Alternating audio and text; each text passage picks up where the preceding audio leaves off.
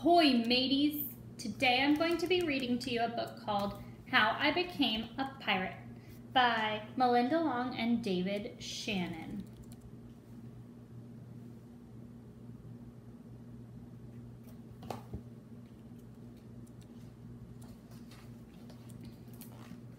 Pirates have green teeth, if they have any teeth at all. I know about pirates because one day, when I was at the beach building a sandcastle and minding my own business, a pirate ship sailed into view.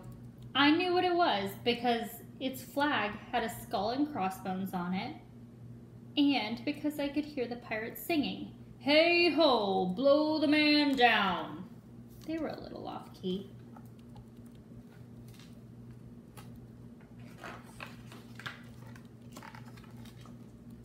I tried to tell Dad, but he was busy setting up the beach umbrella. I tried to tell Mom, but she was busy slathering my baby sister with sunblock. So I went back to my sandcastle, but I kept an eye on those pirates. By then, they were rowing to shore.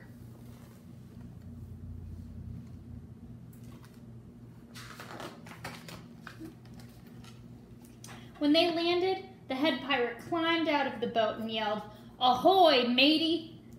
Be this the Spanish Main?" "No," I said. "This is North Beach." "Shiver me timbers," the pirate said. "We must have taken a wrong turn at Bora Bora."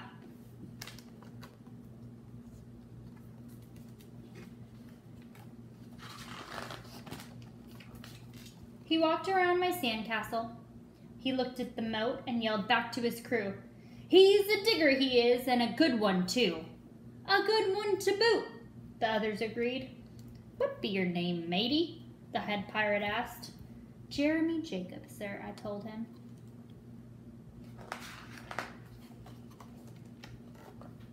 "Well, Jeremy Jacob," he said, "you're looking at Braidbeard and his crew. We've been needing a digger like yourself. We have a chest of treasure to bury." "Aye, treasure!" the others shouted. "You're coming with us," Braidbeard told me. I didn't think Mom and Dad would mind as long as I was back for soccer practice the next day. Never leave your parents without telling them, especially leaving with pirates. That's how I became a pirate.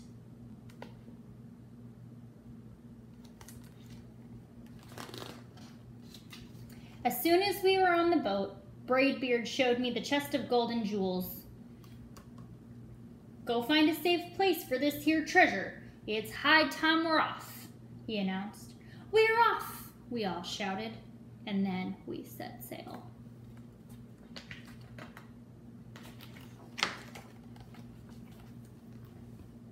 There were plenty to do on board.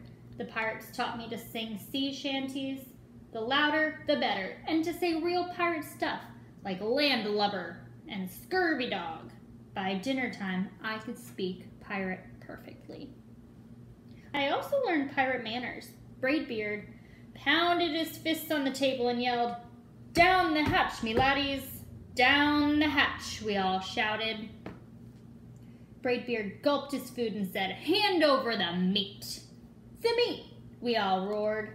Nobody told us to finish our spinach. There wasn't any. Or to chew up our carrots. They weren't allowed on the boat. We talked with our mouths full and nobody said please or thank you. After dinner, I tried to teach the pirates to play soccer. Braidbeard kicked the ball and yelled, "Arg, sucker!" "Arg, sucker!" the crew yelled. Then everybody dove for the ball all at once, and it rolled right off the deck. "After it, me hearties," Braidbeard commanded. "After it?" we all whispered. We fought over who would go get the ball, but it didn't matter anyway, because a shark came along and swallowed it in one gulp. So much for soccer. See the shark? Ready to eat a soccer ball. By now it was past my bedtime, but nobody tells pirates to go to bed, or take a bath, or to brush their teeth. Maybe that's why their teeth are green. Pirates sleep with one eye open, just in case. And they don't change into pajamas unless they want to. Pirates don't do anything unless they want to, except for maybe swapping the deck. I wanted to be a pirate forever.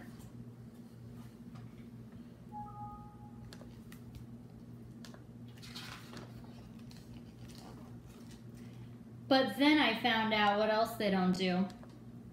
When I couldn't stay awake any longer, I asked Blackbeard to tuck me in and read me a story. "Tuck you in," he bellowed. "Pirates don't tuck." "No tucking," the crew cried. And the only thing they had to read was a map. "Don't you have any books?" I asked. Braidbeard looked confused. "Books?" I didn't even bother to ask about a goodnight kiss.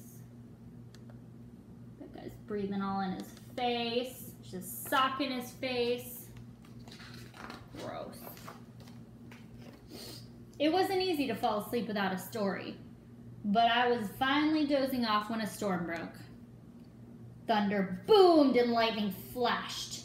I tried to hide under the covers as the waves slammed against the ship, but I kept falling out of my hammock. I couldn't find anyone in the cabin. They were all on deck.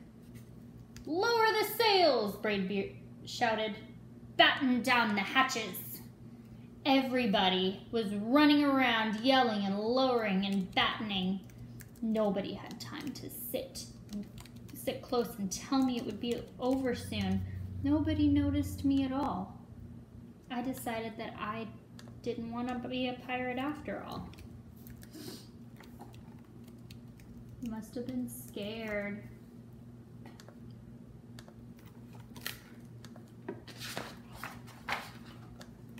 Just then, flash, crack, crash. Lightning hit and the mast split right down the middle. "What'll we do now?" yelled one of the pirates. "We'll have to turn back," yelled another. "But the treasure," hollered Braidbeard. "Where will we bury the treasure?" I stepped forward. "Maybe I can help," I shouted. I shouted over the wind. "I think I know the perfect digging spot." Where's he gonna bury it?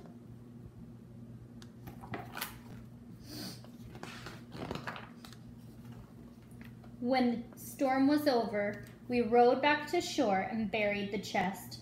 We drew a map so we could find the treasure again, but I don't think we'll need it. Here's a map of Jeremy Jacobs' backyard. It's a tree.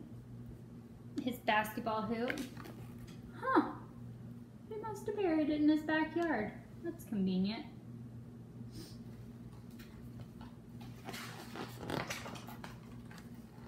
After that, the pirates repaired the ship and got ready to set sail. Before they left, Braidbeard handed me a flag and said, "You'll make a fine pirate." Jeremy Jacob, "Guard that treasure well. We'll be back to get it soon enough." "Soon enough," the crew repeated. "And if you ever need us," Braidbeard added, "just run the Jolly Roger up yonder pole." "Up yonder pole," the others shouted, "and maybe I will. But not today." See you later, pirates.